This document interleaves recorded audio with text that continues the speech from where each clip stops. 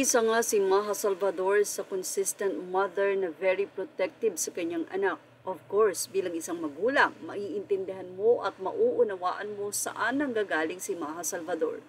Although marami mga fans ang nagnanais na makita ang anak ni Maha. Kahit na nga pagkakakitaan o may nag-aalok sa anak ni Maha Salvador para maging endorser ito, at syempre kung magiging endorser ka ay kailangan mong i-expose ang iyong itsura, ay hindi nga ito tinatanggap ni Maha Salvador.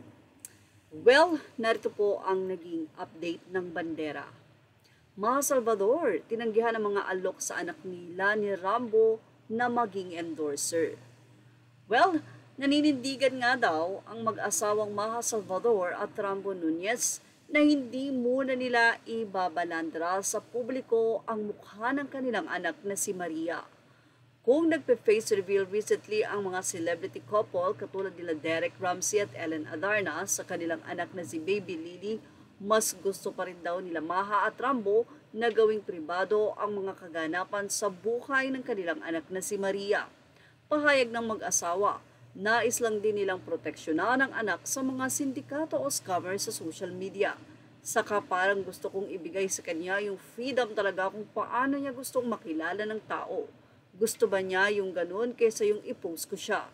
But then, paglaki niya, ayaw pala niya, alam mo yon, ayaw niya sa mundo namin, yung gusto niya, tahimik lang yung buhay niya na hindi naman mangyayari yun. For sure, yan pa ang naging katwiran ni Maha. Nakausap kasi ng artikulo na bandera ang actress, TV host sa media launch ng bagong body care brand na Magiskin.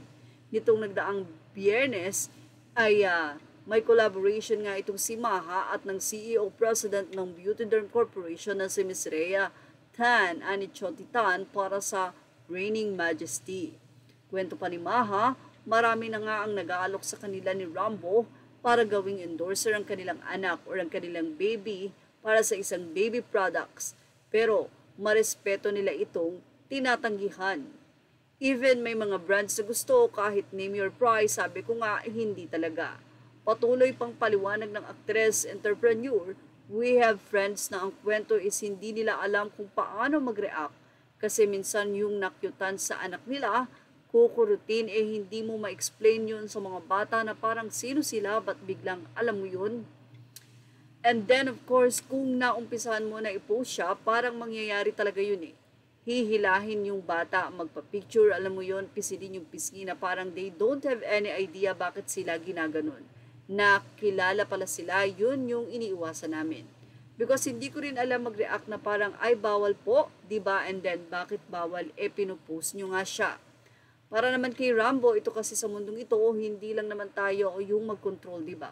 There's a lot of people na ang mga mata na nasa atin o nasa mga individual na nasa entertainment industry. So kami is sa reasons namin for the kid talaga, for our baby is for her to enjoy yung buhay niya, na habang lumalaki na hindi siya kilala, na kung iwan namin siya sa mall, pwede siya sa park, hindi siya istorbuhin ng mga tao. I mean, it's not like na hindi namin na-appreciate yun, but syempre wala pang malay, diba, na parang naglalaro tapos baka istorbuhin because kilalang kilala na siya. Yung mga ganong instances na feeling namin it's important doon sa development ng bata na ma-realize niya yung may freedom siya. Kumbaga, ma-discover niya kung sino siya individually, not because anak siya ni Maha. And yun nga, as much as possible, at least may freedom lang siya na gawin yung mga ginagawa ng mga normal na mga bata. Mahabang paliwanag nga ng asawa ni Maha Salvador. Well, very well said. Yan ang ating showbiz snap update. Thank you for watching. Images are all credit to the rightful owners. Please like, share, and subscribe.